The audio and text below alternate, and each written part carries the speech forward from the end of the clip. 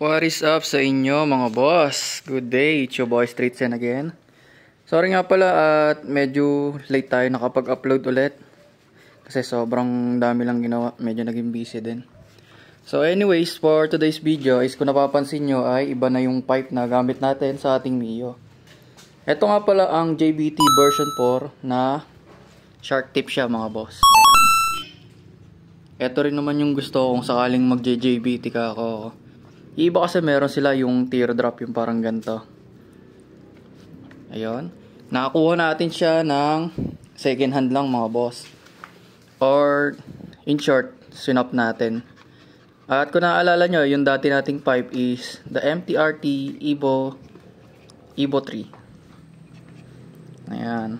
Tapos kung nakikita nyo mga boss, ayan, meron lang siyang ilang mga kalawang na kailangang ayusin. Yan, ito. Pati elbow niya kailangan ding i-buffing. Kumbaga, yung content na to is alam naman natin siguro lahat kung paano magpalit ng tambocha, 'di ba? Meron lang naman kadali. Pero ang content na to, ang bala ko is ipapakita ko sa inyo yung pagre-restore natin ng tambocha na to. I-repaint natin to at i-buffing natin yung elbow ulit para magmukha siyang brand new. Tapos, ayusin na rin natin yung mga tornilyo kasi kung nakikita nyo, mga sobra pa yan, mga mahaba. Pati telephone bracket, baka repaint na rin natin. Ayan. So, ayun mga boss. Tara, simulan na natin. Ayan, tanggal na natin mga boss yung dalawang exhaust nut. So, ito na isa. At pagkatanggal natin yung mga tornilyo, natin yan at eto na yung pipe. Kita nyo yung mga damage na siya dito, mga kalawang. Ito rin natin yan.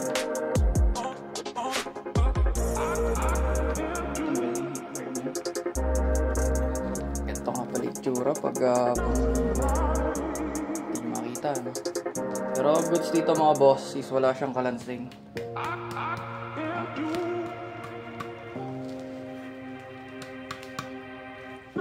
So, in good condition ba ito?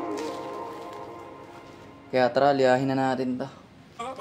So, pagliliha nga pala mga boss is gagamit lang ako ng 600 grit na liha. Ayan. Since hindi naman ganong masyadong makapal yung mga kalawang niya is kaya ng pagtyagaan ko. At pati nga pala yung elbow niya liliyahin para pagkaliha is babapingin natin. Tapos, takpan and then pintura na. Let's go.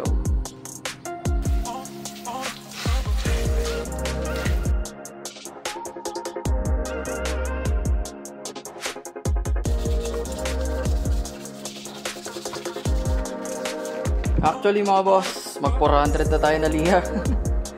Para medyo mas mabilis kasi habulin natin yung panahon. Medyo pangit yung panahon dito sa amin ngayon, mahirap magpatayo. So mag 400 na tayo. Let's go.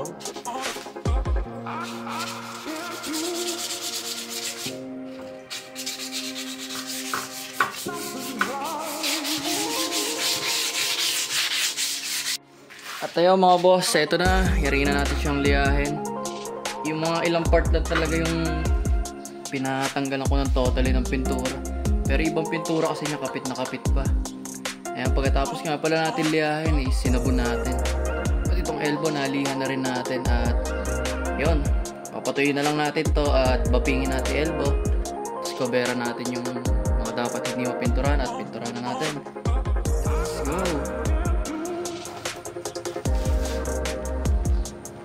Din pala mga boss yung telephone bracket natin. Ayan, nalihan na rin natin, na-prep natin. Hindi man tayo gumagawa ng magandang output. Sa abot lang ng mga kaya natin. Ayan, let's go. Ito na mga boss, simulan na natin mag-lihan. Ito na pala tayo dito ng buffing so. Luma-luma na. At syempre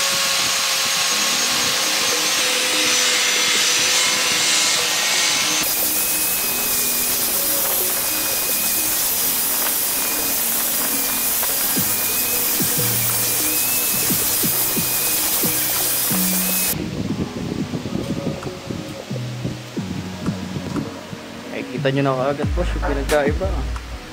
Kumikintab na kumikintab. Unti-untiin lang natin para salo po kami.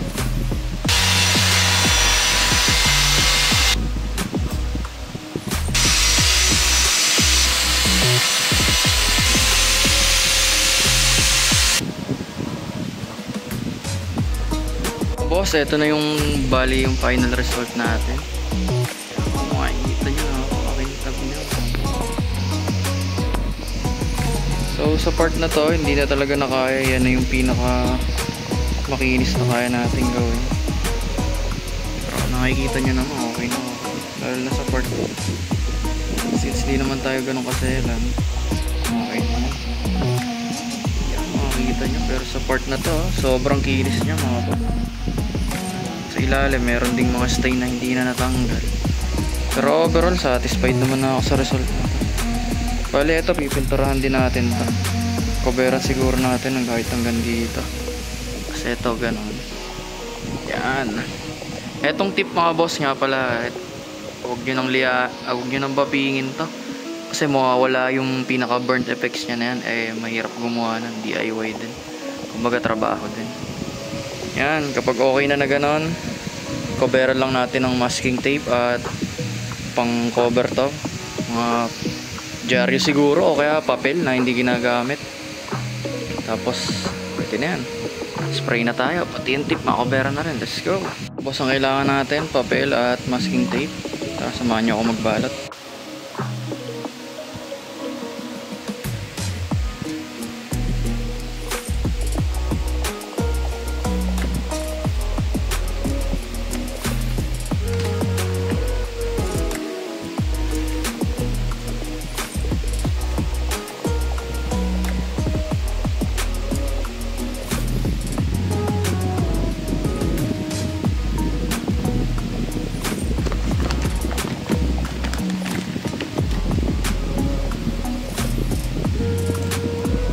At ayun mga boss, ito na yung final outcome nya.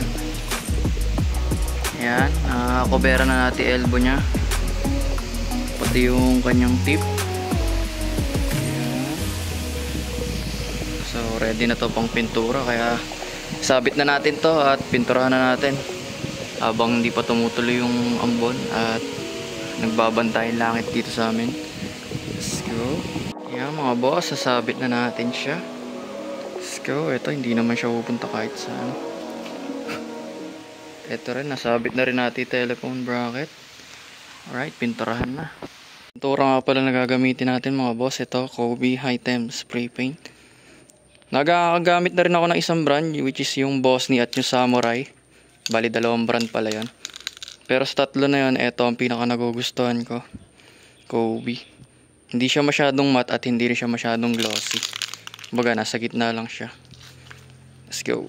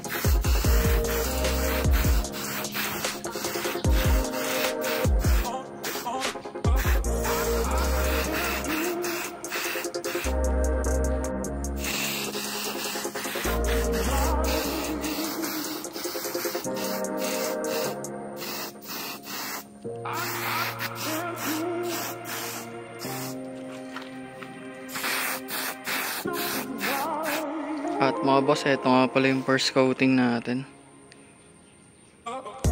Ayan, mas matutuyo pa yan at mas magiging matte pa yung kulay niyan. Pero ngayon pa lang napakaganda na niya.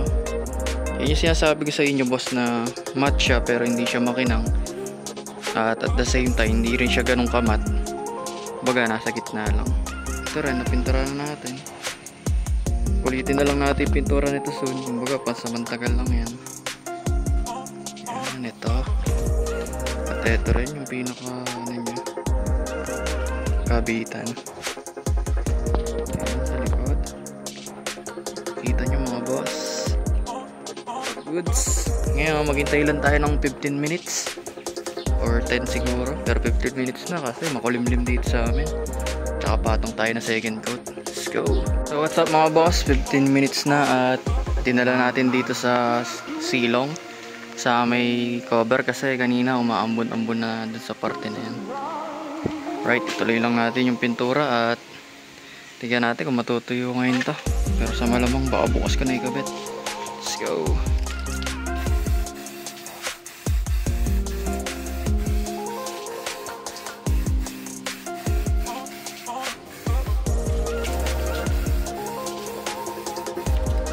Yan, kung naririnig nyo boss, mga boss lumalabas. So yung isang ganito is kasya na sa isang pipe. Makapal na yung pagkaka-pintura nun, kaya okay na.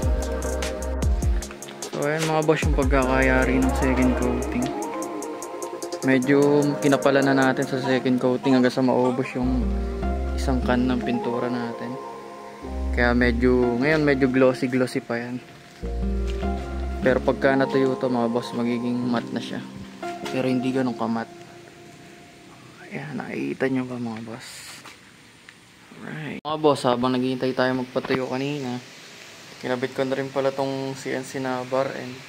Nabili ko sa TikTok. Ayan, pati rin sa kabila. At pati rin tong hook na galing sa Takimoto. Napakasimple lang yan tingnan kasi boss. Ayan. Mga little details lang na hindi ganun ka-importante pero malaki impact. Side mirror nga rin pala natin, yung pang Indo concept. Ayan, kung pinapollow nyo ako sa TikTok is alam nyo na kung saan yung link nito. Ayan.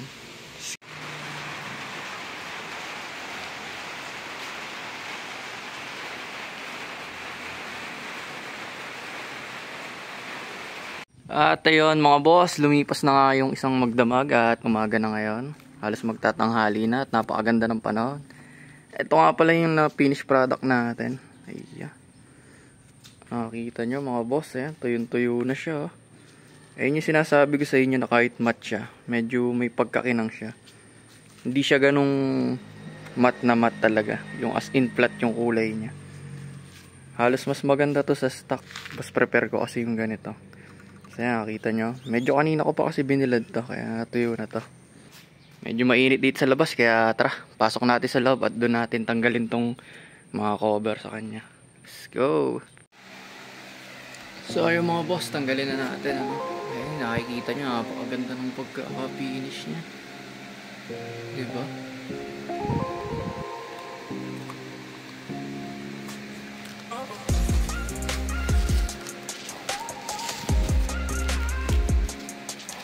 Mga boss, nakikita nyo. Nakikita nyo mga boss, napakaganda ng kilalabasan niya.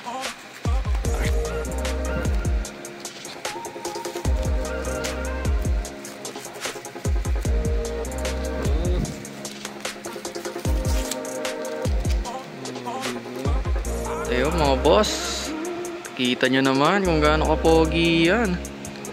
Grabe oh. Short tip na gala. At kita nyo yung ginawa natin dito oh. Talagang nabaping. Ito syempre protection. Pero overall lang look nyo mga boss, nakaka-satisfied talaga. Ayan oh. Kita nyo pati yung likuran niya, no? Oh, bagong bago ang atake mga boss. At ayan, pati ilalim niya oh. Pakita ko muna kayo nakapirasong montage.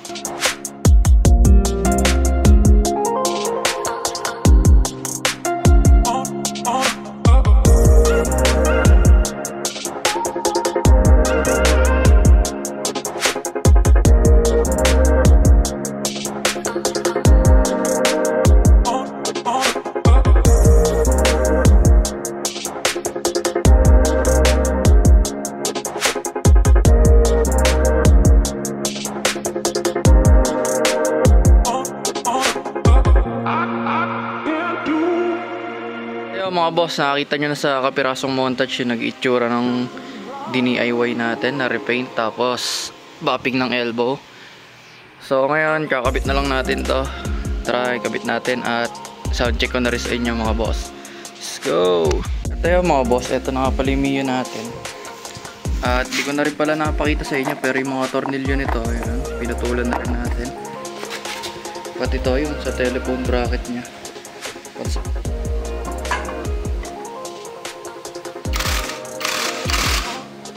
At tayo mga boss, nakayari na nga pala tayo sa ating DIY. Ayan, nakakita nyo, nakikabit na natin. Parang bago yung itsura nyo talaga. Tapos yung mga tornilyo nga pala dito, paikli na rin natin. Kasi kung natatandaan nyo, ang daming nakalabas dati doon. Ayan. So, yun nga pala. May heat guard nga pala yan, kaso parang ayoko muna ikabit. Siguro baka bumili tayo ng aluminum na heat guard. Ayan. At let's see kung ano ang mangyayari. Ano pa ba hinihintay natin? Sound check na natin to mga boss.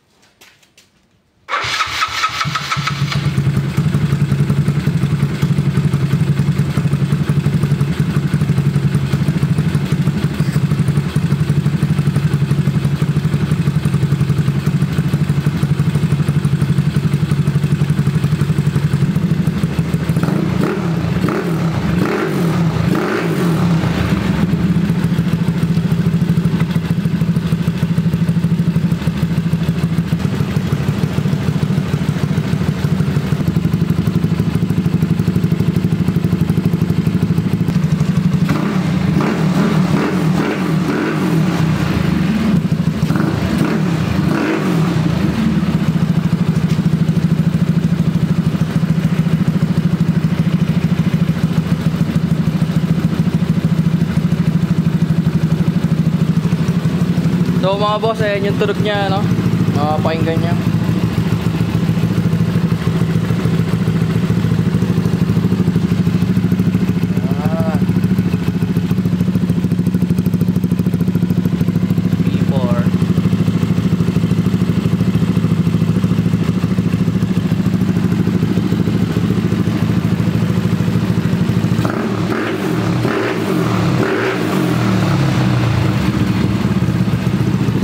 Meron siya konting backtone, pero pagka ano lang yun, pagka mainit lang, ay pagka malamig lang yung makina. Pero pag uminit, nawawala na rin niya. Bago siya mga boss, ha?